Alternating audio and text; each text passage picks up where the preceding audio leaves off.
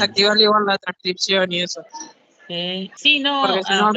Ocultar transcripción. Sí, o desactivarla, porque si no quedan incoherencias grabadas ahí que no tienen sentido. A ver, ¿cómo la desactivo? Igual ahí aparecía, creo que capaz la desactivó alguien. Está desactivada, sí, solo está grabando. Ok, bueno, era para eso y saludar, nada más. Hasta luego. Adiós. Repaso brevemente lo que dije, igual por suerte no nos perdimos de mucho, para que quede para la grabación. Estábamos comentando que, como vieron con vos, amor, tenemos los temas divididos por perfiles. Que acá está marcado el árbol de relatividad, en verde lo que es común a todos, lo que es un perfil básico, real. Acá está en celestito las estructuras, los notebooks de datos, que les armé 3 notebooks sobre grafo, básicamente. Y creo que ahí al fondo está el árbol de segmentos, muy lindo. Alguien preguntó en el grupo si es por ti. Acá está el perfil de lo que es en matemática, teoría de números. Buenas. Y me falta hacerles algunos notebooks a los que quieran hacer el perfil de algoritmos. Es un perfil un poco más ambiguo. Solamente vi, me falta un notebook sobre VD. Y un notebook que no puede hacer hoy, que iba a hacer de truquitos lindos con la consola porque justo no había internet. Bueno, María tiene, pero yo en la parte de MST no había. Bueno, ahora ya vienen con María, introducción, tipos y vectores, cómo subir soluciones, funciones, conjuntos y diccionarios. Lo que creo que más conviene ver ahora, porque siento que es lo que más le va a hacer falta y les va a permitir entender algunas cosas, es complejidad computacional. Y depende de cómo estemos de tiempo, vamos a ver búsqueda binaria. Ahí me hacen un favor. ¿Pueden ver si en el CAU nos dan un borrador? Porque al final no lo pedí, pero creo que iba a ver acá. ¿Qué? Sí, pues sirve, pero un borrador es más reutilizable. Pero sí, si tenés un tablito a mano, dale. Si querés, y para ver complejidad computacional va a tener el notebook como material para profundizar, y sé que estoy tapando el proyecto, no es importante por el momento, pero también vamos a tener diapositivas. Unas diapositivas viejas de hace un par de añitos, pero que todavía sirven, Como les digo, estas son diapositivas de complejidad computacional que las hicimos para la primera edición del curso en 2022. Fue una de las primeras clases porque sigue siendo uno de los primeros temas que es necesario ver, que es necesario para poder entender la utilidad y la gracia de muchas de las cosas que vimos hasta ahora, y sobre todo las que vamos a ver en el futuro. Hasta ahora nos centramos en la correctitud de los programas. Primero, aprender a usar los ladrillos del lenguaje de programación, las primeras cositas, pero después nos centramos en que las soluciones sean correctas, es decir, que den la solución esperada al problema. Pero hay otro factor clave sobre el que todavía sobre el que todavía no meditamos, que es que el programa que genere estas soluciones sea eficiente sobre la performance, el consumo de recursos del programa. Y sobre esto va a centrarse esta presentación, sobre cómo evaluamos la complejidad o cómo estimamos el tiempo que va a tardar el programa. El tiempo que va a tardar es algo empírico, es algo que se tiene que medir, pero podemos usar recursos teóricos para tratar de aproximarnos a ello. ¿Qué es lo que hacemos con la complejidad computacional? Asimismo se puede utilizar para estimar cuánta memoria va a utilizar. Acá empezamos con la pregunta, que es lo que nos interesa responder. ¿Qué tan rápido es un algoritmo? Algo importante en la programación en general, en la computación en particular, es tener una forma de medir qué tan rápido es un algoritmo. Y acá vamos a repasar formas de hacerlo, un breve repaso, que la primera es hacerlo empíricamente, como les decía. Ustedes implementan el programa, hacen una batería de casos de prueba, como es lo que hace el juez en realidad, porque no mira el código. Bueno, el código hace esto empíricamente, tiene una batería de casos de prueba, ejecuta el programa contra todos esos casos de prueba, mide el tiempo que tarda en cada uno. Y bueno, en este caso se queda con el máximo, porque lo que requiere es que todos estén debajo de un cierto umbral. Pero esto tiene una serie de problemas, que básicamente hay que hacer mucho trabajo para llegar a saber cuánto toma. Uno tiene que pensar la solución, tiene que codearla, tiene que hacer una batería de casos de prueba, tiene que debuguear, tiene que estar seguro de que la solución está bien implementada, y recién ahí la puede probar y ver si es rápida o lenta. Y si la solución resulta que era muy lenta para el problema que se planteó, todo es trabajo desperdiciado. Todo el trabajo ha sido desperdiciado. Y eso no es lo que quiere. Y por eso tenemos una aproximación teórica, que tiene varios puntos clave, que es las operaciones realizadas como función del input. ¿Sí? Vamos a pensar que nuestro programa va a hacer una cantidad de operaciones, y esa cantidad de operaciones que va a hacer nuestro programa va a depender de la entrada que reciba. No de todos los aspectos de la entrada, porque eso sería muy complejo para analizar. Realmente vamos a ver variables clave del programa, del input. Perdón. Aspectos clave del input que van a ser los que van a determinar cuántas operaciones va a realizar nuestro programa. Es decir, cosas que nos dicen sobre el tamaño de la entrada, características importantes. Por ejemplo, si tenemos que leer un vector de n números y ordenar ese vector, que es uno de los programas que estaban de ejemplo en la primer diapo, el primer set de diapositivas de la primera clase, lo que vamos a hacer es decir que n es la variable que caracteriza el tamaño de la entrada. Los números esos, como bueno, son números en un cierto rango, pero cuál valor tengan específicamente nos es indiferente. Son todos números de 32 bits o de 64, no importa. Lo primero que vamos a hacer es ignorar las constantes. A nivel práctico podemos pensar que esto es porque nos interesa ver el orden de magnitud de la complejidad. Y generalmente las constantes no van a alterar ese orden de magnitud. Una constante rara vez va a ser un por mil. Va a haber casos muy bordes, muy específicos, donde la constante nos puede interesar, que sobre todo, por ejemplo, una estructura se llama bitset, que es bastante avanzada y la vamos a ver más adelante, y sobre todo no está presente en Python. Cuando avancen, los que quieran utilizar C++, van a conocer una estructura llamada bitset, que tiene una constante que permite realizar muchas operaciones con una constante que sería un 1 sobre 32 o 1 sobre 64, dependiendo de algunos detalles de la versión del lenguaje y del compilador y demás. Pero salvando ese caso, que es un caso borde, un caso muy particular, lo usual es que la constante sea despreciable, que va a ser un por 2, un sobre 2, que no sea algo que altere el orden de magnitud de la cantidad de operaciones que tenemos que realizar. Y sobre todo porque muchas constantes se las comen detalles muy sutiles como usar bien la calle. Usar bien la calle puede ser fácil, un por 4 o un por 10 en performance. Por ejemplo, lo que siempre se dice que las matrices accederlas por filas y no por columnas, si es posible, lógicamente. Pero si es algo recorrer una matriz, es algo arbitrario que no requiere mirar todos los vecinos y demás, siempre es conveniente recorrerlas por filas. Porque internamente es un solo vector que son las filas concatenadas. Eso en memoria. Así que bueno, y desde el apartado teórico, ignoramos también las constantes porque dependen de aspectos materiales del hardware o del programa del lenguaje de programación que estemos utilizando. Es un detalle si en un cierto programa, en un cierto lenguaje, una instrucción de suma usa 2 o 4 o 8 ciclos de CPU para ejecutarse. Esto ya es muy específico de la arquitectura, del lenguaje de más alto nivel y demás. Y no es lo que nos interesa cuando hablamos de un algoritmo, que de hecho existe independientemente de ser implementado. Como queremos hablar de algo que ni siquiera necesita ser implementado, como queremos hablar de antes de implementarlo, cosas que son tan sensibles a cómo es nuestro hardware, nuestra computadora, no son relevantes. Por eso siempre las constantes se van a despreciar. A veces se puede comentar, se puede poner en un abuso de notación la complejidad como una constante, pero como les decía, solo cuando es especialmente relevante. Un dividido 32 es especialmente relevante. O sea, hay soluciones, hay problemas que están pensados para que entren haciendo soluciones con una complejidad aparentemente incorrecta, excesiva, pero que utilizando estructuras muy particulares, como esta que les digo, y esta que les digo especialmente es casi la única, técnicas muy particulares que mejoran muchísimo la constante, puede entrar. Pero son casos muy particulares. Perdón por decir tantas veces la palabra particular, estoy un poco oxidado. El primer ejemplo, estas diapos, como son viejas, están hechas en C++, igual son todas instrucciones bastante simples, así que no van a tener problemas para entenderla. Aparte, varios ya han programado en C++. Esto básicamente es leer una entrada, o sea, el sein es leer por consola. Acá sí, a diferencia de Python, a diferencia del input de Python, el sein de C++ se detiene entre los espacios en blanco, entre los caracteres no visibles. Y bueno, acá hay que aclarar el tipo de dato porque C++ es fuertemente tipado. Los que ya hayan programado en C, que creo que las materias de la carrera se siguen dando en C, eso lo tendrán presente. El sein y el South sí son nuevos de C++, pero bueno, tampoco va a ser tanto problema. Como ven, declaro dos variables, leo el contenido que va a guardarse esas dos variables, que son números, e imprimo el producto por pantalla. Y muestro el producto por pantalla.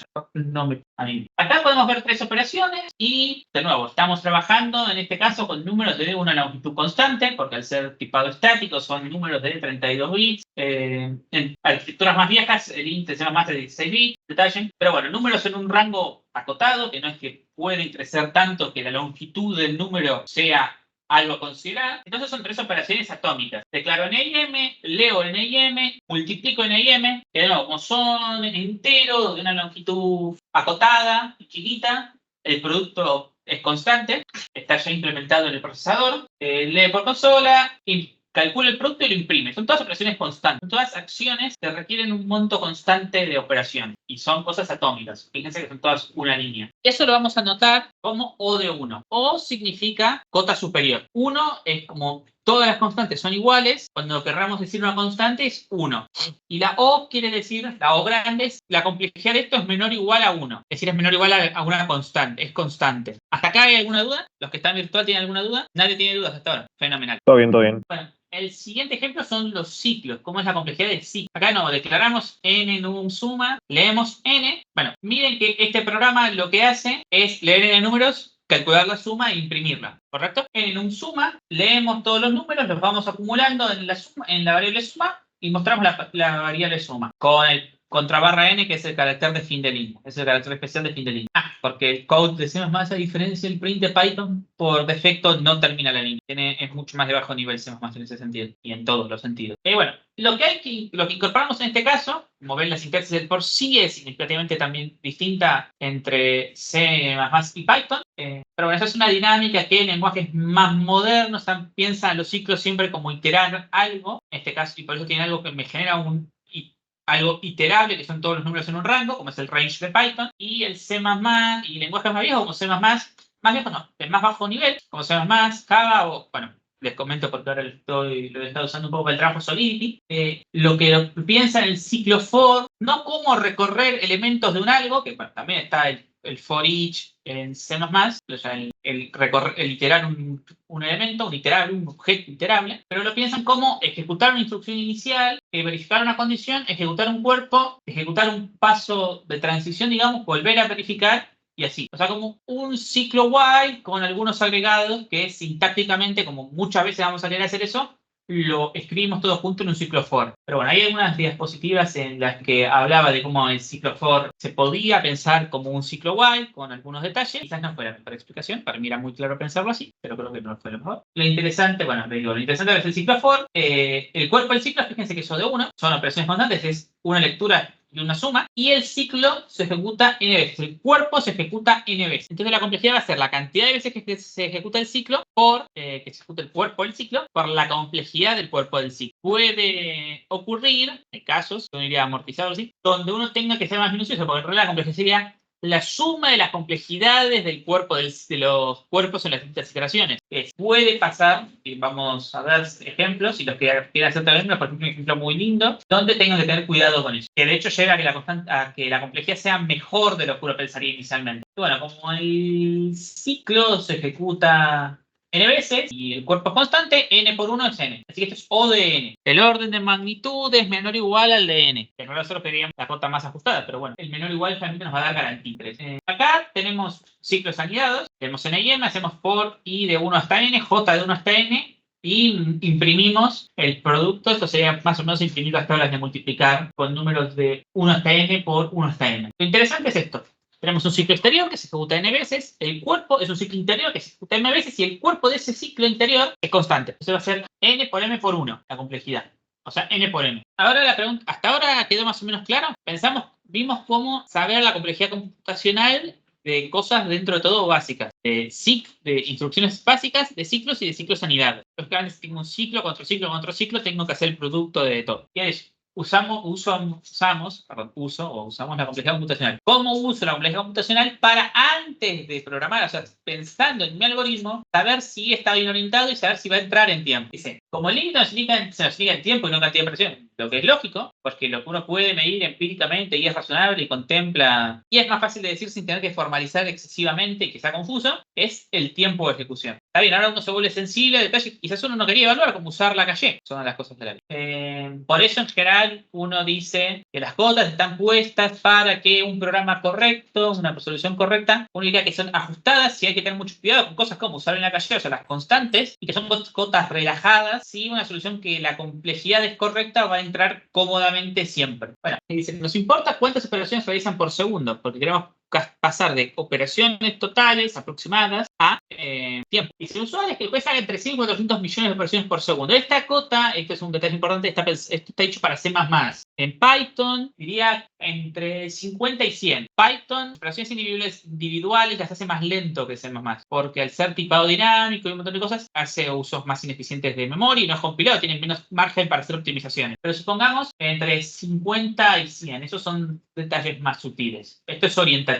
Después va a depender, sí, de cosas constantes como la calle, les decía. Pero bueno, sepan que si es 10.000 millones y nunca va a entrar, si es 1 millón, debería entrar siempre, salvo cosas muy raras. Y bueno, ¿cómo usamos la función? Y acá les digo, nos va a dar una O de N1, N2, N coso, en M, supongamos, porque vamos a tener que la cantidad de operaciones de función de una serie de parámetros de la entrada. En el caso anterior, el N y el M. Entonces, evaluamos el máximo o el peor caso sería de los posibles valores de la entrada, porque por eso nos dan cotas. Por eso, por ejemplo, nos dicen N va hasta 300.000, M va hasta 300.000. Los números están entre 1 y 10 a la 9, pero eso también para que sepamos en qué tipo de datos guardarlos. Entonces decimos, si N1, si O de N1, N2, bla, bla, evalúa el peor valor posible dentro de lo que es legal en los casos de entrada que definen las cotas, es menor al tiempo límite por nuestra estimación de la cantidad de operaciones por segundo, que en este caso use 400 millones, por ejemplo. Entonces está ok. Si es parecido, vamos a decir que está justo, vamos a dudar, porque recuerden que acá estamos aproximando, por esto de ignorar constantes, y porque no sabemos el tiempo exacto que usa, la cantidad exacta de operaciones que realiza esa computadora en concreto en un segundo. Pero bueno, nos da una orientación. Y acá vamos a ver un ejemplito a ver quién puede responder. Si vamos con su problema, este implementa en 2 segundos, por tanto podremos realizar hasta 800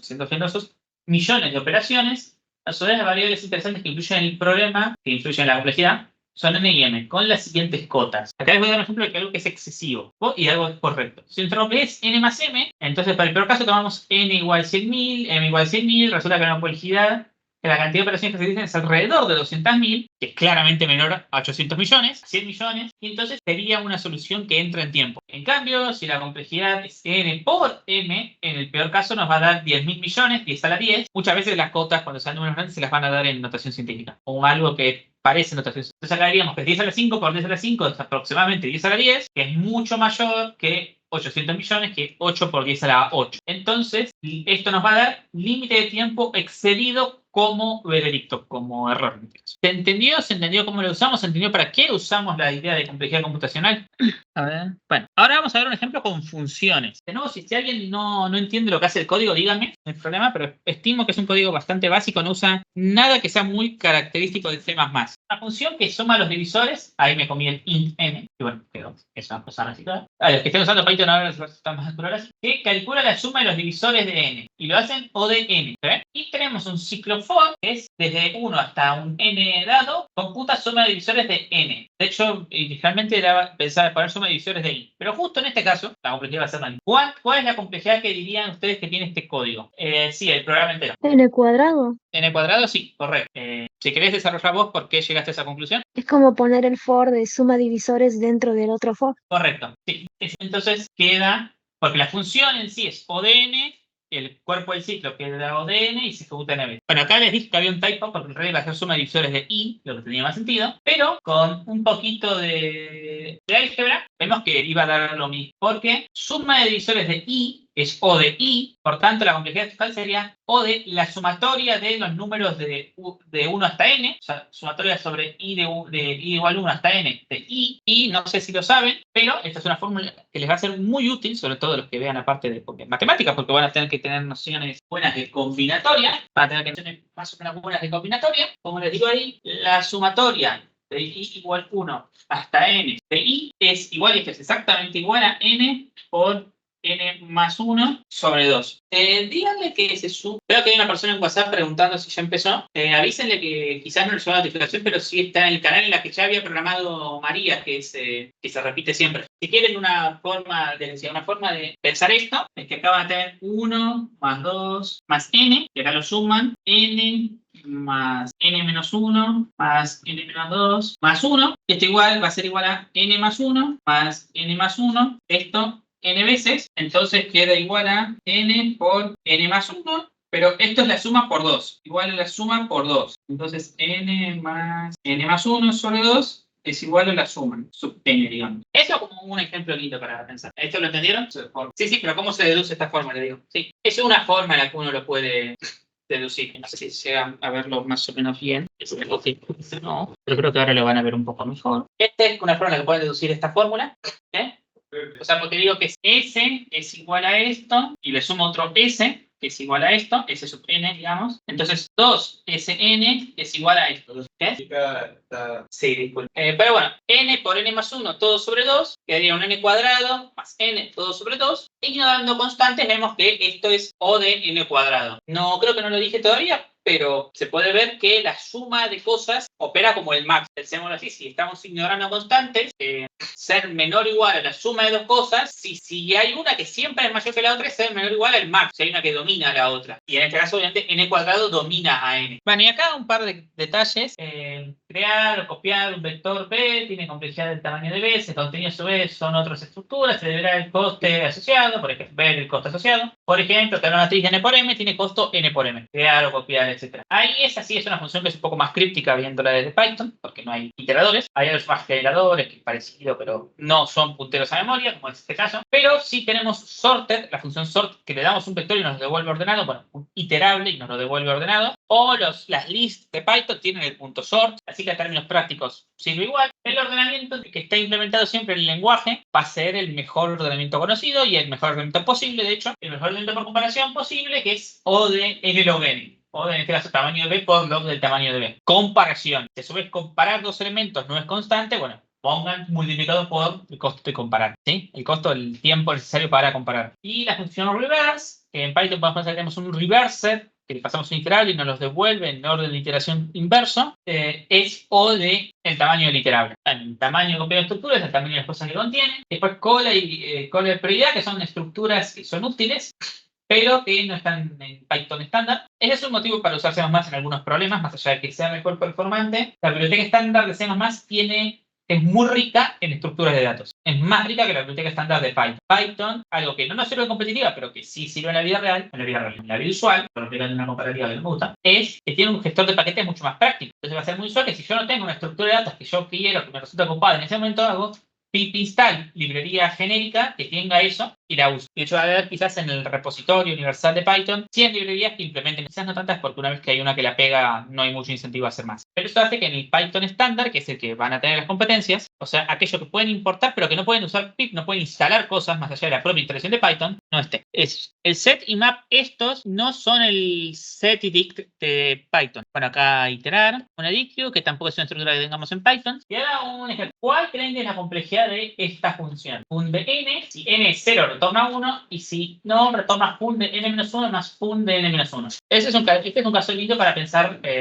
complejidad de recursiones, que son de las cosas en las que en general es más complicado pensar la complejidad. Al margen de que después uno lo implemente recursiva o iterativamente, según comodidad, cuando uno tiene que pensar complejidad de cosas que tienen una naturaleza recursiva, es de los casos donde cuesta más pensar la complejidad. De hecho, sepan, mientras piensan el problema, que no hay algoritmo que dado un programa cualquiera pueda calcular su complejidad. Eso es el halting problem, que de hecho no solo no puedo calcular la complejidad, ni siquiera puedo saber, dado un programa genérico y dado un input de ese programa, saber si con ese input ese programa va a terminar. Entonces, 2 por n. No, ¿qué? Presten atención a... Como reemplaza a un for, parece n la complejidad igual. Parece n. Si alguien puede, por favor, pase el link al que lo está pidiendo en el grupo de WhatsApp, que dije que se lo voy a pasar yo, pero justo ahora tengo que responder. Sí, parece n, pero presten atención a un detalle clave. Fun llama fun de n-1 2 veces. Ese es el detalle clave que tienen que tener en cuenta.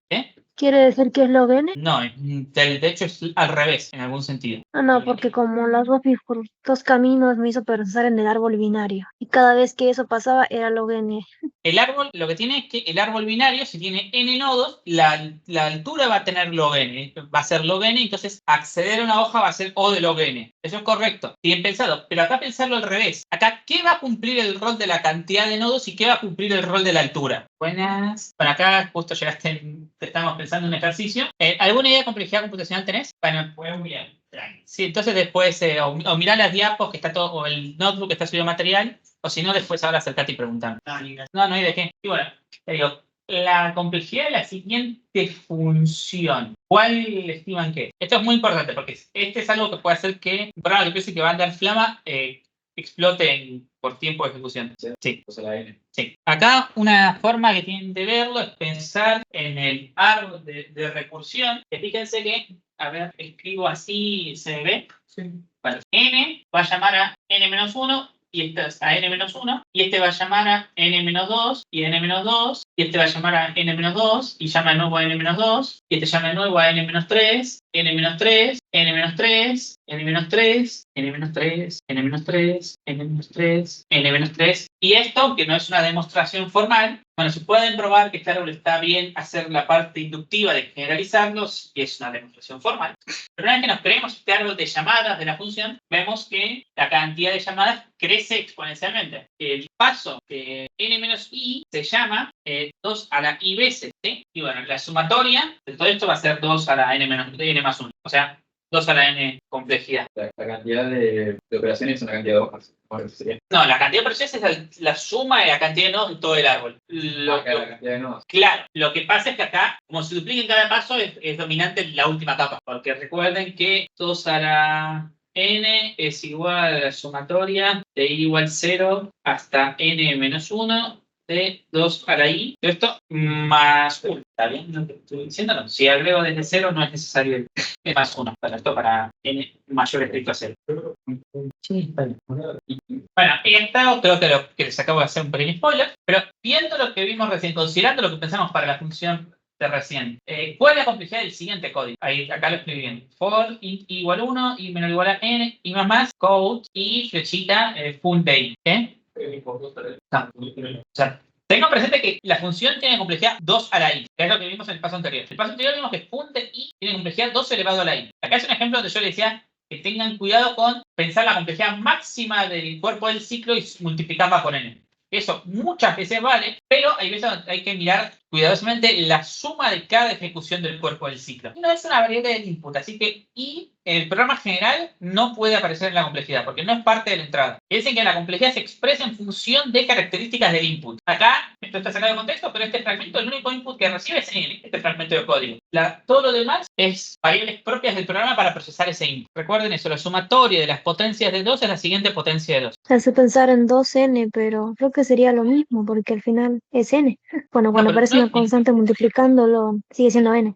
Sí, pero realmente la función no es 2 por n, es 2 a la n, o 2 a la i, en este caso, como lo llamamos con i. La función de complejidad 2 elevado a la i. O sea, piensen que en algún momento se va a llamar fun de n, porque cuando i valga n, vamos a llamar a fun de n. Así que en un paso la complejidad es 2 a la n, más alguna otra cosa. Así que no va a poder ser nunca menos que 2 a la n. Más n, pero bueno, pensar que 2 a la n domina, o sea, no es exactamente eso, pero aparte 2 a la n domina totalmente a n. Porque pensar que 2 a la n siempre es mayor que n, entonces uno no diría o de 2 a la n más n, diría o de 2 a la n y listo. De 2 a la n más 2 a la n. Eso es todo claro. Para 1, más 2, para 2, más tanto. La complejidad es la misma. Es la misma que llamar a la función con n solamente. Por esto, porque la sumatoria, hacemos 2 a la 1, más 2 a la 2, más 2 a la 3, más 2 a la 4, más 2 a la 5, hasta 2 a la n. Sumando todo eso me da 2 a la n más 1, todo menos 1. Pero eso es lo mismo que decir 2 a la n en complejidad. Así que la complejidad de este algoritmo, de este código, sigue siendo 2 a la n. Y acá, para los que quieran nerdear un cachito, les dejo una tabla con las distintas notaciones. Uno generalmente va a usar O de n cuando en realidad O grande, que representa cota superior, generalmente va a querer decir lo que dice tita mayúscula, que es igual, o sea, es una aproximación que busca ser exacta en la cantidad de operaciones del programa. Pero bueno, como a nosotros nos interesa garantizar que entre en un cierto tiempo límite, nos interesa simplemente decir que está acotada superiormente por algo. Si resulta que era todavía menos, no hay problema. O sea, está el problema del malestimar cuando descartemos una solución que en realidad era correcta. Era aceptable en tiempo. Pero bueno, si demostramos que entra en tiempo, o sea, si la complejidad que llamamos es suficiente para entrar en tiempo, aunque la real sea todavía mejor, no importa. Y los 5 cajitos son, bueno, O minúscula o chica, que es una cota estricta. Por ejemplo, O es O chica de n es O chica de n cuadrado. O grande, que es una cota superior, no un menor igual. O sea, bueno, si es O chica, también es O grande de algo, ¿verdad? Por ejemplo, n es O grande de n por log n, también es O chica de n por log n. Tita, que es un equivalente, en grado asintótico, porque esto piensen que está bien formalizado cuando hay una sola variable que totaliza el tamaño del input, y pensamos lo que se llama complejidad de peor caso, y definimos un T sub n, que es la cantidad de operaciones, el máximo de la cantidad de operaciones de todos los casos que tienen tamaño n, y lo que yo digo es que en el límite se comportan similar, salvo multiplicar por una constante. Bueno, yo digo que f es más estrictamente menor que t, o sea que en el límite f sobre t tiende a 0. El lado grande es que f sobre t tiende a 0 o alguna constante positiva. El tita es que f sobre t tiene alguna constante positiva. Justo pobrecito se sumó cuando estaba contando lo misceláneo de la clase. Les decía, omega es lo contrario. No la usamos mucho, la verdad, que es una cota inferior, es decir, que f es mayor o igual a t, y bueno, que el omega minúsculo es que f es mayor o estricto a t. Y tiene acá un ejemplo de comparaciones. Ahí, N, No digo que n es omega grande de log n, digo que n es mayor o igual a log n. sí, yo en la segunda, digamos, dice que N es O grande de N log N. Eso es porque log N puede ser 1, ¿no? No, el log grande es menor o igual, Por eso, ¿en qué momento podría ser igual? pero fíjate que esto es asintótico, siempre. Pero no es lo mismo que decir que es O chica ahí, Sí, en este caso, n log n es o chica de n, pero pero también es O grande. claro, o sea, vos pensarlo con la interpretación asintótica. Si algo es menor estricto, también es menor o igual. Uno es menor o igual que 2, pero uno es menor estricto que 2. Bueno, es este caso. O sea, puso un ejemplo de que es un menor estricto para ilustrar algo que es menor o igual. Pero no es que valga la igualdad. Porque fíjate que esto siempre es cuando L tiende a infinito. Y cuando tenemos más de una variable, no está bien formalizado, pero la intuición funciona porque las complejidades que uno consigue normalmente tienen una cierta monotonía. Si uno piensa que en realidad está estimando la cantidad de operaciones que hace y no buscando un ideal asintótico, funciona igual. Debe haber casos donde no, pero son patológicos y en competitiva particularmente no pasan. O es despreciable la cantidad de veces que aparecen. Muchas veces podemos hacer observaciones muy ad hoc que nos dan que nos permiten salvar ese problema. Bueno, les agradezco que hayan presenciado esta presentación, este breve conjunto de diapositivas. ¿Alguna consulta? La gente que está virtual, la gente que está acá presencial. Pregunta nomás, ¿el PDF te va a estar en algún lado? Si no está subido ya, les vamos a compartir el enlace a la carpeta esta de material. Sí, esto se subió también en años anteriores, quizás está en el Discord, pero si no, ahora después de la clase se los pasamos. ¿Alguna otra duda? Por otro, esto tiene preceptiva. Me doy cuenta que no es una botella de agua. Bueno, les decía, ¿tiene alguna duda? Bueno, mejor. ¿Hay algún problema que hayan estado pensando estos días sobre el que quieran hacer alguna consulta? Ok, está bien, vamos a hacerlo, así lo vamos a avanzar. Pensando aparte que ya hay equipos formados, eso está muy bueno. Entonces, igual les puedo resolver las dudas mientras los demás miran. El problema de este tema es que no hay como muchos ejercicios para decir, pero a su vez los va a ayudar con todos los ejercicios que hagan a futuro. No es que ahora yo les pueda decir un conjunto de problemas de vayan y resuélvalos con compleja computacional. Pero bueno, posiblemente en un rato resuelva sus dudas. Tengamos recreo y después veamos búsqueda binaria, que sí hay problemas que salen con búsqueda binaria. O para los que búsqueda binaria es una parte necesaria. Bueno, ahora díganme sus dudas, escríbanme el inicio del problema. Bueno, acá topies, que hago primero. Instalando aplicaciones. Instalando aplicaciones. Creo que me lo acuerdo. Del tab A. A ver. Recibe 3 líneas. La primera línea tiene 2 números separados por un espacio, que es la cantidad total de aplicaciones instaladas. Y la segunda es cuánto pesa la aplicación que va a instalar. El problema es que tiene ya cierta cantidad de aplicaciones. O sea, un N y un P. Sí, abajo tenés, el N te dice cuántas instaladas y abajo te dice, en la segunda línea, todas las aplicaciones y cuánto pesa cada una. Ok. Peso. Sí. Y La indexo es de 0 por comodidad. lo que pide es desinstalar la mínima cantidad de aplicaciones que estén contiguas para que entre las nuevas, la P. Ok, te dice que la memoria, y te dice que ocupa absolutamente toda la memoria. Dice, no tiene megabytes intermedios, las capacidades serán en el orden en que están en memoria y tanto delta o el valor P que están en el rango de un rango. No, lo dice más. N, ¿hasta cuánto?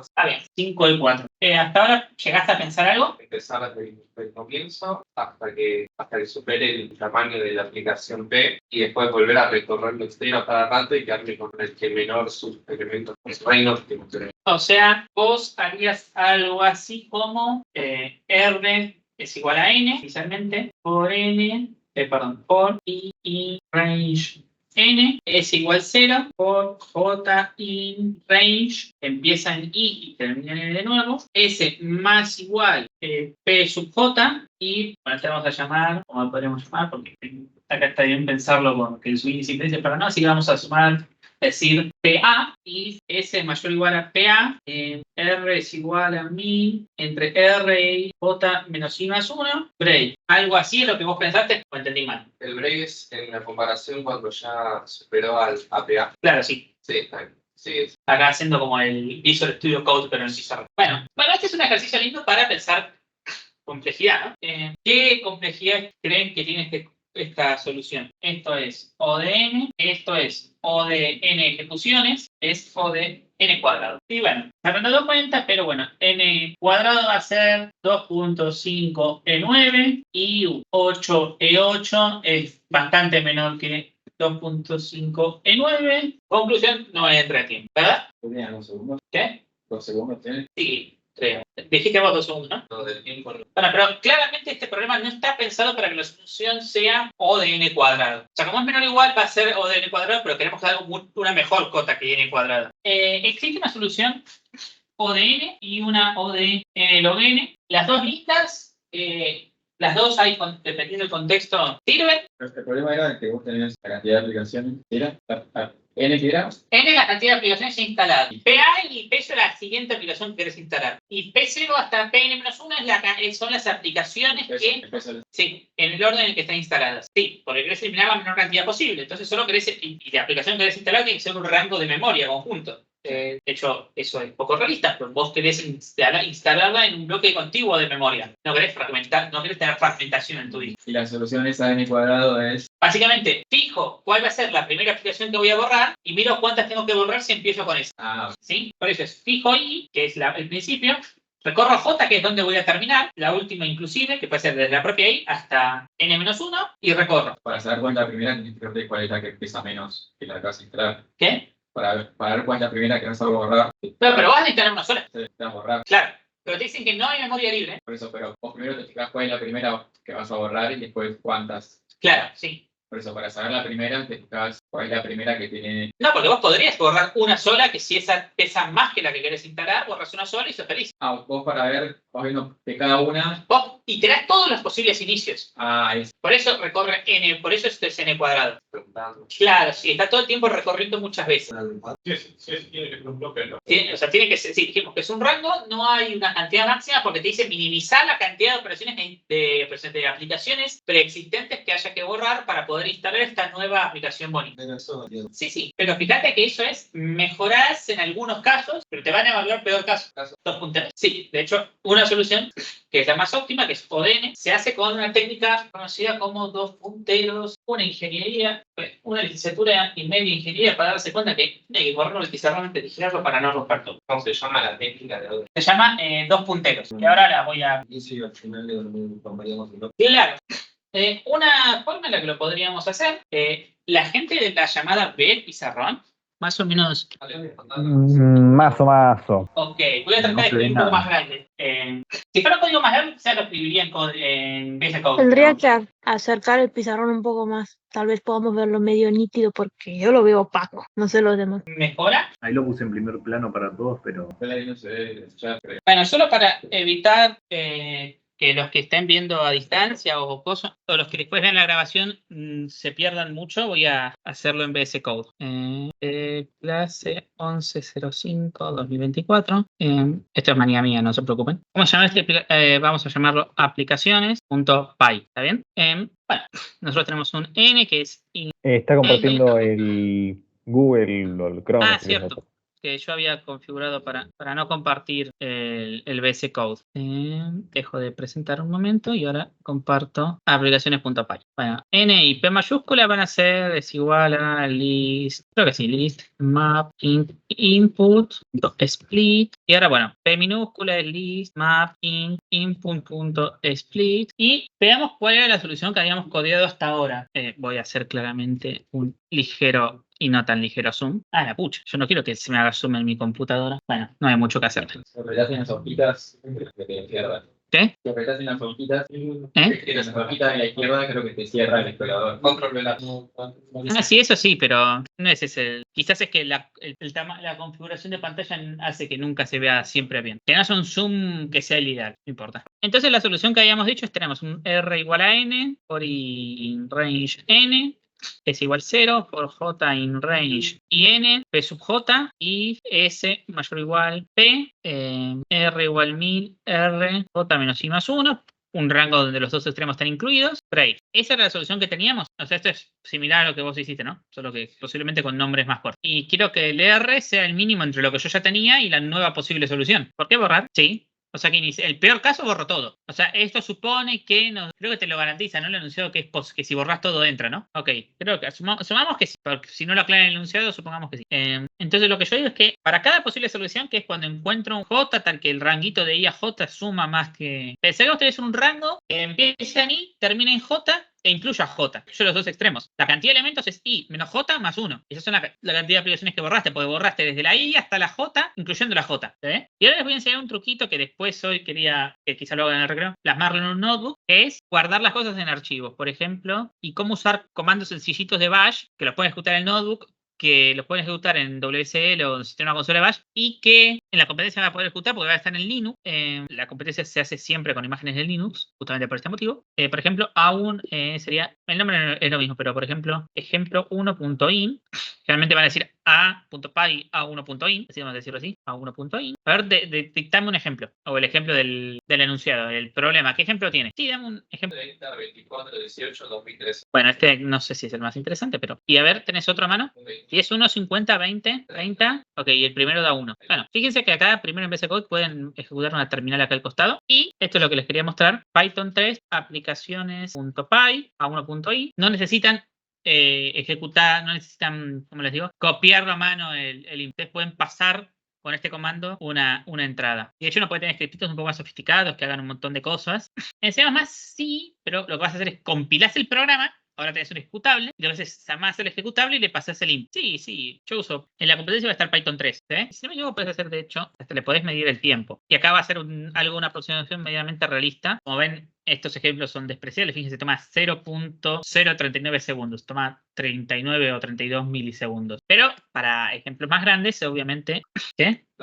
32 milisegundos. ¿Qué es? Pero pensá que hay cosas que el solo acto de lanzar la aplicación, de lanzar Python puede consumir, o de iniciar un ejecutable puede consumir 20 milisegundos. No es que si esto lo hicieras en loop 10 veces no va a tardar las 10 veces. No me acuerdo si creo que no hay una función para que lo ejecute muchas veces y tome el tiempo promedio. No, pero 40 milisegundos o 30 milisegundos es casi lo mínimo posible de un programa, porque es en sí el tiempo de empezar a ejecutar un programa, piensen que es más o menos eso. Bueno, y la solución que les iba a proponer, por eso nos sirve tener complejidad computacional, porque aunque yo en el ejemplo diga, no, esto vuela, yo sé que para las cotas que necesito esto no vuela, ¿sabes? Y ahora voy a pensar una solución con dos punteros que sea ODN, como les decía. Ahora tengo un R2, que de nuevo va a ser n.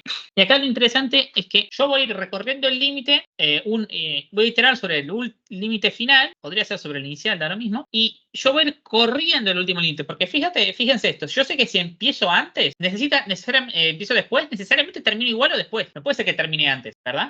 No, acá por ejemplo vamos a hacerlo empezando desde iterando donde empezás, un j igual 0, js igual 0, 0, y vamos a hacer for i range n. Acá parece muy similar, pero es esto, while es j menor a n, and s menor a p, s más igual pj, j más. Acá van a tener que usar un while sí o sí. Cierto que Python no tiene más detalles. Yo digo, if s mayor o igual a p, r2 es igual a min entre r2 y j menos i más 1, y pase lo que pase, s menor o igual a p sub i. ¿Ven esta segunda alternativa? Que esta va a ser ODN. Yo recorro por donde inicio. Yo, fijado el inicio, fijo hasta dónde tengo que llegar. Pero yo es un detalle. Si para i tenía que llegar hasta j, para i más 1, mínimo tengo que llegar hasta j. Quizá tengo que llegar hasta j más 1, pero mínimo llego hasta j. Acá es importante que es el rango me va a quedar el j. Fíjense que el j va a quedar como el primer elemento que se excede del rango, en este caso. O sea, acá me va a quedar, por eso ahora es j menos i sin el más 1. Es un detalle de la implementación en cada caso. Porque bueno, como sumo y después aumento j, entonces al final j va a quedar en la primera posición que no elimino. Bueno, guardo y vamos a ver que los dos casos los dio igual. ¿Alguna duda sobre esto? Hola, amor. Saluden que llegó su querida mano. Bueno, te quieren como tu gran profe. Te quieren como la gran profe que tú. A ver, ¿Qué quedaría hoy? Bueno, este es un lindo ejemplo de... Resoluciona qué ejercicio es. La solución al ejercicio que comentó... ¿cómo te llamabas? Disculpa el nombre. ¿Qué? Eliseo. Que comentó Eliseo. Que el problema nos decía... O si no, se va a escuchar bien lo que comentaba Eliseo, que es... Yo tengo un dispositivo que tiene N aplicaciones ya instaladas. Cada aplicación consume un rango continuo de memoria, una cierta cantidad de megabytes, creo que decía, una cierta cantidad de unidades de memoria contiguas que consumen juntas toda la memoria. Es importante, no me queda memoria libre. y yo quiero instalar una nueva aplicación que usa P unidades de memoria, P megabytes era lo que era. Entonces dice, bueno, esta persona tiene mucha ganas de instalar esta nueva aplicación, entonces va a borrar algunas de las aplicaciones que ya existían. Como la nueva aplicación también tiene que ocupar un rango contiguo de memoria, tiene que borrar un rango contiguo de aplicaciones preexistentes. Pero él también quiere a esas aplicaciones que tenían, entonces te pide borrar la menor cantidad de aplicaciones preexistentes. Entonces te pregunta, bueno, ¿cuál es esta mínima cantidad que necesita borrar para poder instalar su nueva aplicación? Y ahora Eliseo nos comentaba una solución que él había pensado, que era cuadrática, y tenía la duda de cómo se podía mejorar. Y la solución cuadrática, bueno, esto es común porque esto es leer la entrada, y la solución cuadrática, que bueno, escribí en base a lo que él me contó, es, inicialmente tenemos un candidato que es R igual a n, recorro los posibles inicios, o sea, por eso for i en rango n, o sea, va a ir de 0 hasta n-1 inclusive. Para cada posible inicio, inicio un acumulador que empieza en 0, recorro los posibles finales. Cada vez que pasa un final, sumo el hecho de borrar esa aplicación a la cantidad total de memoria que estaría liberando. Y si libero suficiente memoria, entonces la respuesta actúa. Entonces encontré un candidato a solución. Es decir, encontré una solución que quizás no es la óptima, que es la que estoy buscando, pero es una forma de instalar esta nueva aplicación. Entonces comparo lo que yo ya tenía como óptimo con este nuevo candidato. Que si borro de la i a la j, inclusive ambos, entonces voy a borrar j menos i más 1 aplicaciones. Y el break, porque si ya encontré esto, no necesito seguir avanzando el j. O sea, podría no poner ese break y daría lo mismo. No es necesario, pero en el otro caso el break es importante. Pero acá mejorará un poquito la constante y esto está por manías. Pero bueno, y una vez que hice todo esto, habré encontrado el ranguito el ranguito de longitud mínima que me permite instalar la nueva aplicación y imprimo su longitud. Pero fíjense que esto es O de n cuadrado, que esto es del orden de n cuadrado. Porque en un caso medio patológico, que esté hecho para que así sea, voy a recorrer, para cada inicio voy a llegar hasta el final del array. Imagínense que es borrar una sola aplicación, pero es borrar la última. Entonces, por eso va a quedarnos O de n cuadrado. Si queremos algo O de n, porque recordemos que n era 50.000, n era hasta 50.000, así que n cuadrado, que nos va a dar más o menos 2.5 E9, o sea, 2.500 millones de operaciones, se excede en tiempo, para cualquier límite de tiempo razonable. Y aparte, existe una solución más rápida, más eficiente, que de hecho es lineal, que empieza muy parecida, pero yo voy a ir corriendo el rango, voy a ir manteniendo el rango e irlo corriendo a los extremos de A1. Entonces tengo el final, J, y te la suma del rango, que es 0 en ambos, que acá J va a ser un final exclusive. Esta solución naturalmente me llevó a tomar otra convención. Yo voy viendo los posibles inicios, sí, y en rango de n, pero bueno, yo asumo que yo tenía la suma del rango que empieza en i y termina en j exclusive, y digo, si j es menor a n y s es menor a p, o sea, si no liberé todavía suficiente memoria, y todavía me quedan aplicaciones por borrar, borro la siguiente. Esto se termina cuando j vale n o cuando s vale p, o bueno, supera p. Si s supera p, encontré un caso de solución. Como acá el j es la última que no borré, entonces es solamente j menos i, no j menos i más 1. Dice, bueno, R2 es igual al mínimo entre R2 y j menos i. Porque en este caso es exclusive. Fíjate que j es el primero que no estoy borrando. Acá en el anterior era el último que borré, j. Fíjate que por cómo lo hacía, j era el último que borré. Y acá j va a ser el primero que no borro. Por eso el más 1 en un caso y no en el otro. Y bueno, si s es mayor o igual a p, R2. Y ahora, como lo que voy a hacer ahora es avanzar i en 1, estoy dejando de borrar el iésimo elemento. Entonces a la suma de mi intervalo de borrados le tengo que restar p sub i para crear el intervalo que empieza en i más 1 y termina en el j que yo ya tenía. Y ahora print R2. ¿Se entendió más o menos este problema? Mejor ya el problema y la solución al mismo. Código, ahí no se ve tanto. Por ahí capaz en el pizarrón con un ejemplo para que se entienda mejor. A ver, vamos a pensar qué ejemplito puede ser. Este es muy largo y este es muy feo.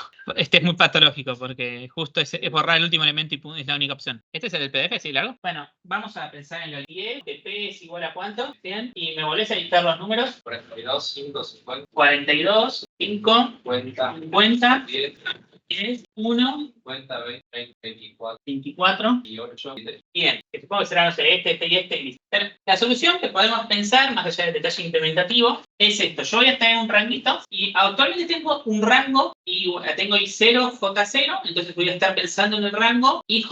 En este caso sería de 0 a 0 exclusive, que tiene suma 0, ¿sí? Entonces, I está parado acá y J está parado acá. Que baja ahí.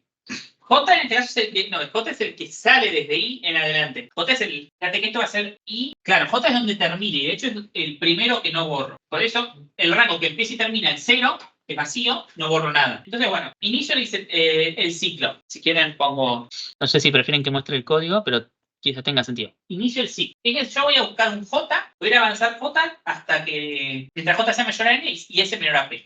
J0. Bueno, sumo 42 y hago J avanzar 1. 1, 42. Sigue siendo insuficiente. Hago J avanzar 8. Sumo 5. Sigue siendo insuficiente. J avanza hasta 3 y ahora es 97. Bueno, 97 está bien. Es una posible solución. Y ahora R, que es igual a N, lo borro. Igual a 10. Lo tacho y digo N es igual a 3 menos 0. 3.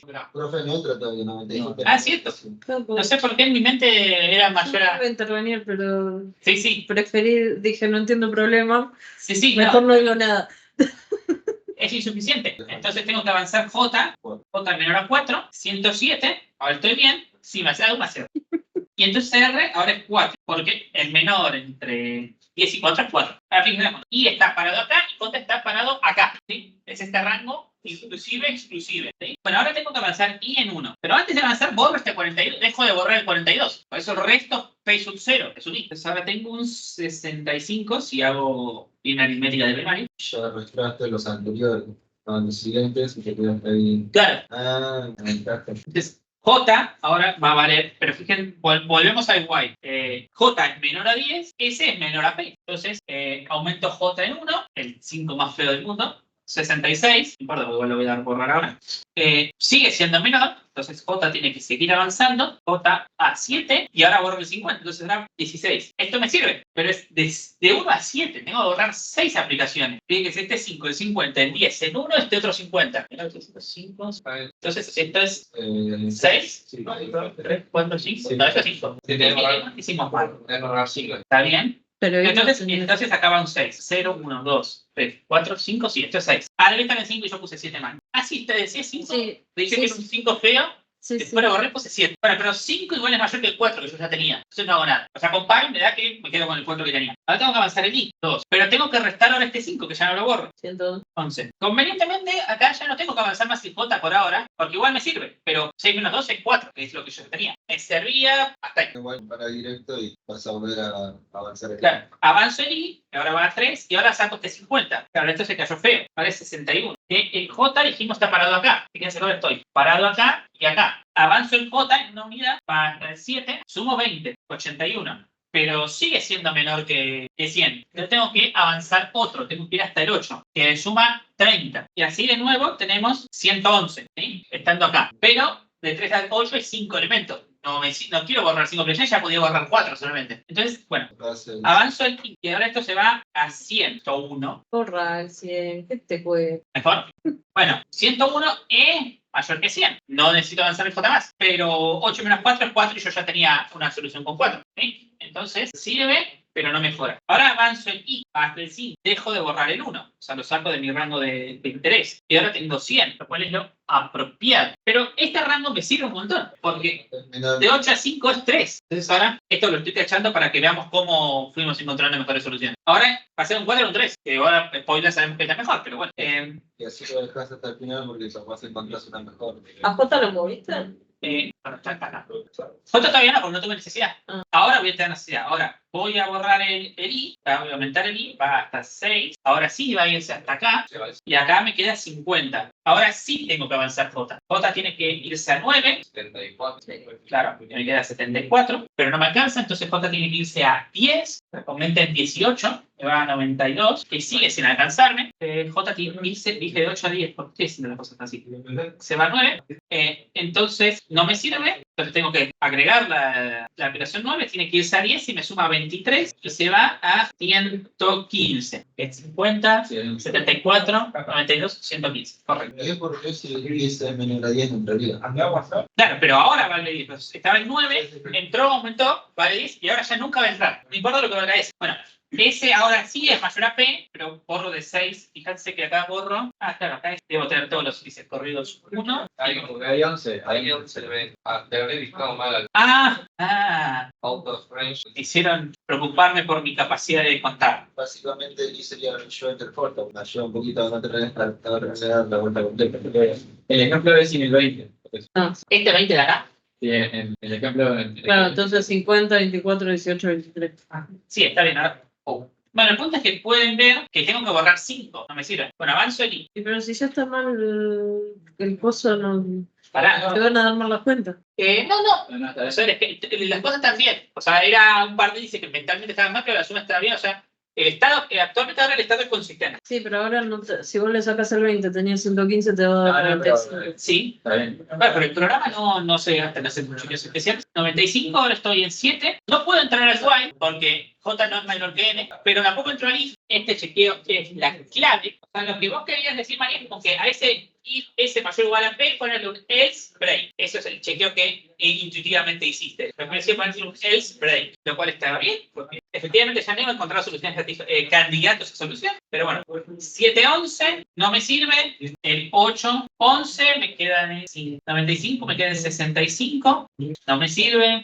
9-11 me queda en 41. No me sirve. Digamos, no alcanza. Claro. No, Perdón, ahora sería 9-11 y 9-11 va a empezar en 18, así que queda claro. 41, no me sirve. 10-11, me queda en 23, no me sirve. 11-11, esto quedó en 0 y se salió del rango. Y ya me queda imprimir. Bueno, acá era R2, porque era R estar usado para el otro, la otra versión de la software. Lo que decía María era que si te queda, o sea, si consideras el último tramo y después no viene más, y con eso Claro. no llegás, ahí terminar. Claro, lo que dice María es que si intentaste avanzar el J, o bueno, te pasó que no lo podías avanzar porque te excedías. Acá, si no pudiste hacer que ese sea mayor a P, ya nunca vas a poder. Lo que dice es else break. Esa es la sugerencia de María. Sí, si vos lo querés tomar, lo diste. Bueno, diste la intuición, o sea, hiciste la observación para hacer eso. Sí, quería, o sea, mi plan era era resolver las dudas, bueno, de hecho empecé a resolver alguna duda más, pero bueno, con este nos extendimos, pero espero que les haya gustado esta explicación de un problema. Claro, esa es la técnica de 2 punteros, que creo que hay alguna diapo sobre eso, pero... Ya sé que esto no, bueno, avanzamos uno y volvemos de vuelta. Y esto es ON, profe, porque en realidad ese while va a la par con el for. Claro, fíjense que las únicas cosas que yo puedo hacer es avanzar I o avanzar J. Que es justo dentro del rango de la complejidad del for.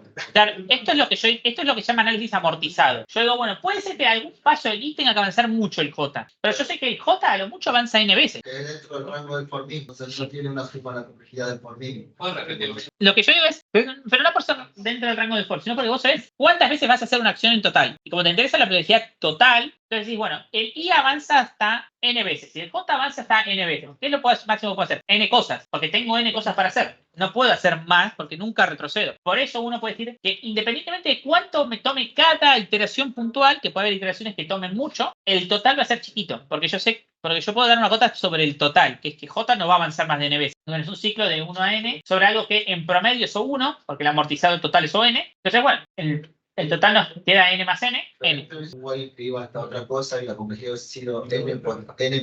No, N más M habría sido. N más M. Sí, porque si J puede subir hasta N veces, en total entre... Hay cosas que sí dan la cuenta, se te va a salir del... Pero como todos los pesos son positivos, esto es monótono. O sea, si no, de hecho, no valdría la técnica. Porque fíjate que cuando tenés los ciclos anidados tenés que uno ejecuta todas las veces por cada iteración del otro. Claro, pero acá fíjate que el J se preserva entre distintas iteraciones del ciclo de afuera. Entonces el J en total siempre avanza N, bueno, o M si tuvieras algún M que espera otra cosa. Igual no. En este igual, como vos estás usando una variable que se mantiene entre, o sea, digamos, es persistente, por decirlo así, entre distintas iteraciones del ciclo de afuera, entonces no es que, como no se resetea, que es lo que sí pasaba en la otra solución, en total se va a ejecutar las veces que se hubiera ejecutado totalmente. O sea, tiene su total que va a ir por otro lado. El total no va a multiplicarse por la cantidad de veces de ejecución del ciclo de afuera. Para eso tenemos que ver tabla aditiva y búsqueda binaria. O sea, ¿vieron que en el arbolito que habíamos visto tabla aditiva y búsqueda binaria como cosas? Bueno, esa usa tabla aditiva con búsqueda binaria. ¿Dinámica en qué sentido? No, o sea, la tabla aditiva es un caso minimal de programación dinámica, si querés, sí. Pero prefiero pensarlo como una estructura en sí misma. Pensando en la búsqueda binaria. Las dos las podemos, cualquiera de las dos las podemos ver, estamos en condiciones de ver cualquiera de las dos, hasta las 5 y algo. Cuarto, más o menos. Bueno, entonces podemos, si quieren hablar un poco más de truquitos como este y poco más, para agilizarles la práctica. Sí, obvio, no voy a hablar ahora. Pero después creo que podemos hablar de truquitos para lo que sería como DevOps de competitiva. Competitive Programming Ops, pero si hagamos un recreo. Volvemos. ¿Y media está bien? Son las 4:04. ¿Qué? Ok. Comentar otras cosas, pero también por eso. Bueno, voy a cerrar el micrófono hasta la vuelta del recreo. Buenas, retomamos. Que a mí lo que me gustaría ver ahora, creo que estamos un poco quemados y queremos un poco más lento, así que quizás búsqueda binaria la vemos otro día, no sé ustedes qué piensan, pero quería ver lo de los comandos que pueden ser útiles en línea un poco con lo que vimos recién de guardar el archivo y todo, cómo puedo usar esto inclusive en un punto, en un collab. Y los que quieran inclusive programar en C++, esto me lo mostró un amigo hace poco, algo que yo no tenía tan presente, y ahora vamos a compartir. No estaba sí está, perfecto. Volvemos a compartir esto. No sé cómo hacer que esta cosa deje de molestar. Anclar barra de herramientas. Solo porque la barra de herramientas me está molestando bastante. Bueno, vamos a tener. Y acá les voy a pedir básicamente lo mismo que para el de cómo subir una solución, que es haber visto el principio. Acá vamos a editar un poco de Colab en vivo. ¿Por qué? Porque acá vamos a ver, guardar un archivo.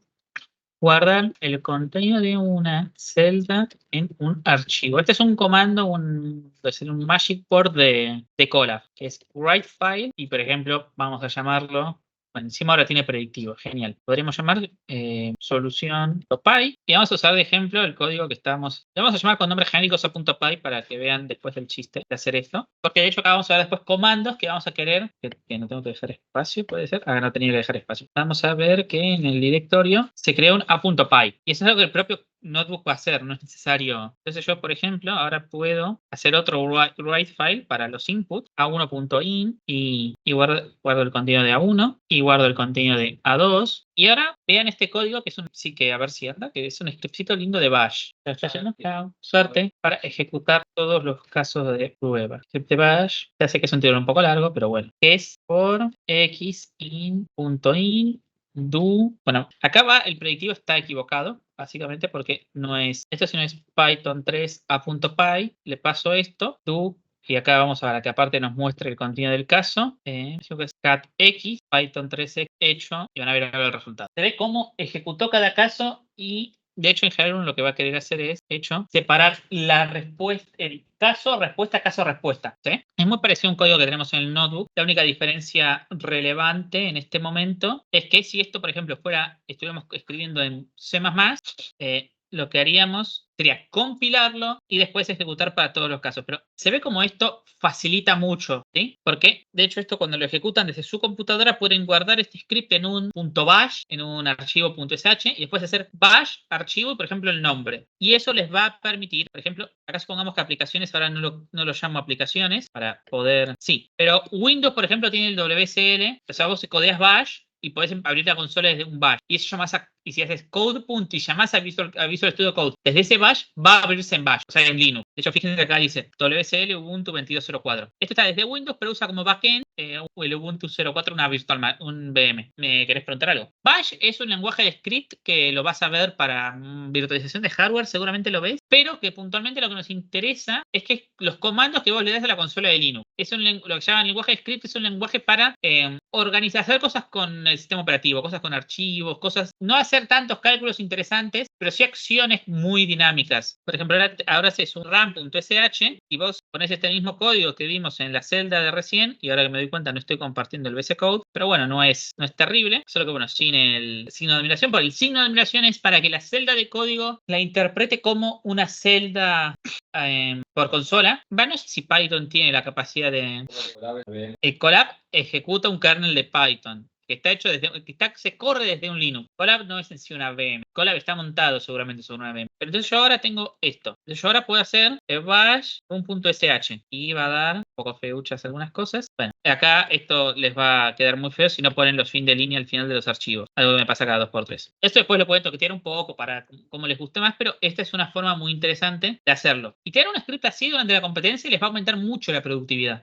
Porque ustedes van a escribir a.py, b.py, c.py, d.py. Entonces ustedes de hecho ahora pueden, en lugar de hacerlo un script que haga para el A, lo que pueden tener es acá una variable que es 1, que lo que va a recibir es el primer texto posicional que le pongan. Entonces acá van a hacer bash ram.sh a, y va a ser lo mismo. En cambio, si ustedes hacen b, va a decir no existen b*.in, que da vacío. Pero claro, si ustedes tuvieran un a, un b, un c, van a tener su apy, a1in, a2in, a3in, va a tener su bpy, su b1in, b2in, b3in, y van a correr por un a, o un b, o un c, o sea, van a hacer bash run sh a, bash run sh b, y ustedes ya con ese solo van a ver el resultado de ejecutar el programa contra todos los casos de prueba. Eso en competencias y de hecho cuando uno está practicando comodidad agiliza un montón. Y de hecho piensen que al hacerlo así, además, en lugar de que el programa abra un archivo, ustedes pueden usar el mismo programa, te van a zumbitear, pero pasándole el input por archivo, lo cual es muy importante y muy cómodo. Ahora ustedes van a tener 3 columnas. Bueno, cuando no están haciendo tanto zoom, créanme que se ven bien. Van a tener una columna con en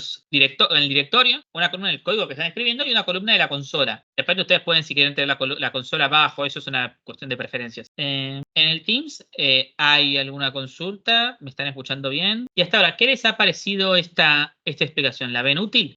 Puedes hacer un montón de casos de prueba, puedes hacer muchas cosas. Y aparte va a abrir una ventana que yo no estuve considerando, pero que es, y esto lo comento un poco reflexivamente, que es inclusive usar C++ desde Colab. Es usar C++ desde Colab. Esto se los comento como algo interesante porque, por ejemplo, hacemos aquí a.cpp. Voy a hacer la solución al mismo problema. Bueno, include std++.h, using namespace std. Bueno, podría usar todo el template enorme que tengo, pero bueno, por ahora no es necesario. Int np vector. Esta es como sería la solución en C++. ¿Cuántos conocen acá C++?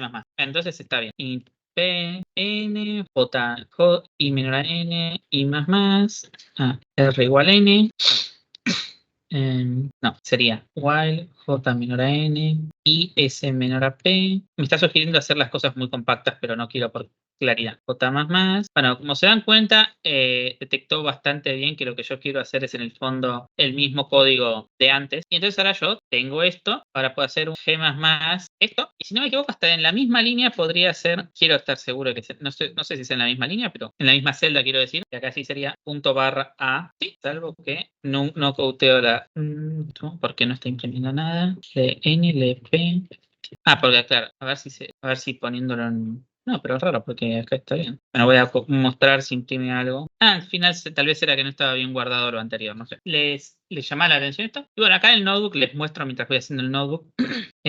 Guardar los comandos en un archivo bash y reutilizarlos. Python, que sería, y acá simplemente va a ser read file, y sería en rumpython, sh. De hecho, después les puedo compartir, después te lo voy a retocar un poco.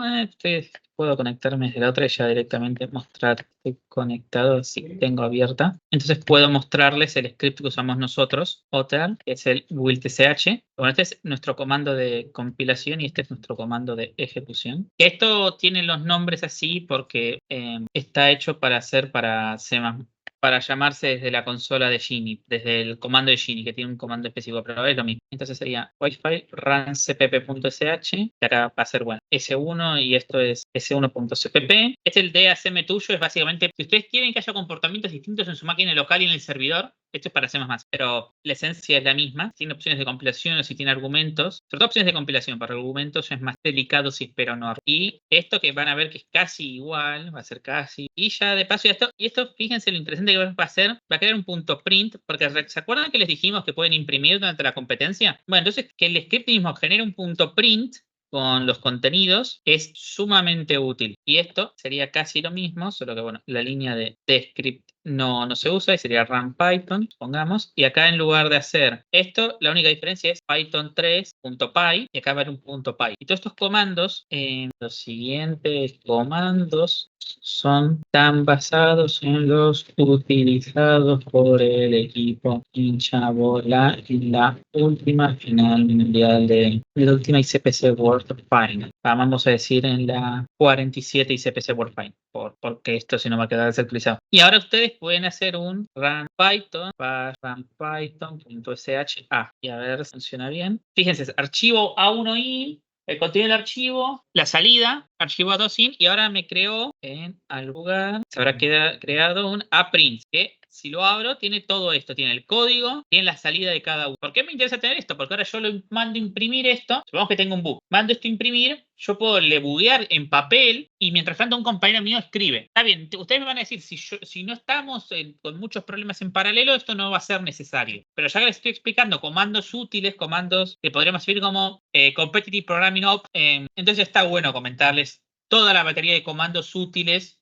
Si quieren explicar algo que hubiera estado bueno, que siento que hubiera estado bueno haber sabido hace tiempo, haber entendido un poco más a fondo Bash. Mi vida hubiera sido un poco más feliz sabiendo más en detalle Bash desde antes, posiblemente. Posiblemente este curso quizás hubiera sido en C++, pero igual creo que entonces, ¿a ustedes les gusta más C++ o Python? Bueno, las curvas de aprendizaje son distintas, pero C++ tiene otras comodidades, así que saber ahora que les puedo pasar cosas de C++ en Notebook con sus molestias y todo, pero que puede, me gusta. No, ahora estoy haciendo virtualización. De hecho, es que justamente esto me lo mostró un amigo que ahora está haciendo concurrente, que me lo crucé en diseño de sistemas, y me mostró que usaban el writefile, que yo no lo tenía presente. El comando writefile al principio de celda de código guarda el resto del contenido de la celda en un archivo con el nombre indicado al comando. A ver si me deja meterle formatito, porque como mínimo lo quiero resaltar. Bueno, eso está bien. Así que bueno, con estos comandos van a poder ejecutar sus programas más eficiente, más cómodamente. Y son unos minutitos al inicio de la prueba, nada más escribirlo. Y mientras practican, los tienen ya hechos. Bueno, ¿con esto alguna duda? Los que están virtual, quizás esta es la parte menos entretenida del curso, pero ¿alguna consulta, alguna duda? Aprovecho para mostrar a la cámara la botellita de la Word Final, que creo que no la habían visto hasta ahora. A ustedes creo que, bueno, tampoco, así que está linda. Bueno, así que planteen otro problema, porque había otro problema con el que tenían dudas. Me acuerdo que había alguien que tenía dudas con otro problema hoy. Antes del recreo. Chicos, ustedes tenían dudas con otro problema, ¿no? ¿Cuál es? ¿Qué te pide? Una altura, tenés que conectarnos de tal forma que tenés que usar la menor cantidad de escaleras. Ok, supongo que tenés alguna restricción como no cortar ningún andamio, igual eso no tiene sentido, nunca te conviene hacerlo. A ver, ¿lo tenés? A ver, déjame pensar un momento. ¿Qué? Ok, sí, intersecan. Sobre ese te voy a dar dos intuiciones. Si nadie más tiene dudas, igual lo puedo plantear ahora, pero lo que yo te diría es proyectalo, cambia tu eje de sistema de coordenadas. Ahora pensá en los que se mueven así y así, en la diagonal principal y en la contradiagonal. Sí. O sea, fíjate que si dos andamios coinciden, si dos andamios son unibles, quiere decir que se intersecan o en la diagonal principal o en la contradiagonal. Vos pensás que vos vas a pensarlo como un rango en la diagonal principal o un rango en la contradiagonal. ¿Sí? Que en realidad es como desplazarlo contra, si no de libre, es desplazarlo contra el suelo en un sentido o desplazarlo contra el suelo en otro y pensar que tenés alturas y... Voy a tener un nuevo tipo de altura, por decirlo. Bueno, después hay cosas delicadas que tenés que ver. Y a ver, ¿cuánto tiempo te daban? Igual creo que tenías un tiempo razonable, pero sí, después hay las cosas delicadas que tenés que ver. Creo que después, si no recuerdo mal, después había que hacer hacer aristas y un grafo y aplicar mínimos spanning tree sobre ese. O sea, tenías que usar esto que te digo para construirte un grafo inteligentemente y aplicar mínimos spanning tree sobre ese grafo. Mínimo spanning tree, árbol de expansión mínimo. Ok, ¿alguien más tiene una duda? Porque nos quedan más o menos media hora, 40 minutos de clase. Sí, esto con el script no es posible hacer un interactivo, lógicamente, porque implica una interacción. Lo que podrías hacer es, ya sea cuando se lo pasás, cuando ejecutás el script o cuando compilás, dependiendo del lenguaje, tener una variable, o sea, ahí tenés que fijarte cómo leer variables que te pasaron, tener una variable que indique si sos local o si no. Si sos local, comportarte distinto, porque muchas veces la interacción implica acceder a algo a un dato que existe pero está oculto. O sea, entiendo lo que vos decís. Bueno, problemas siempre pueden... ¿Qué? Sí, puede haber problemas interactivos. Bueno, si no hay... Creo que por hoy no porque no hay tiempo para explicar un tema más, así que por ahora voy a quedarme por si tienen dudas y preparando un poco de material organizando un poco el material.